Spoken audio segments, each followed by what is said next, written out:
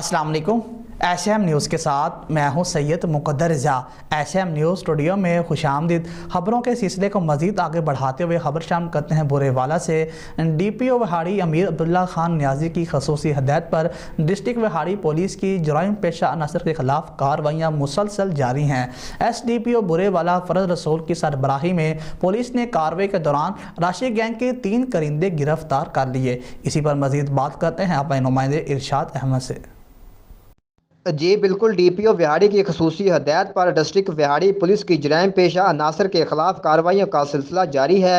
SDPO Burewala Farhat रसूल की सरबराही में थाना गग्गो पुलिस ने रशी गैंग के खिलाफ एक अहम कार्रवाई की।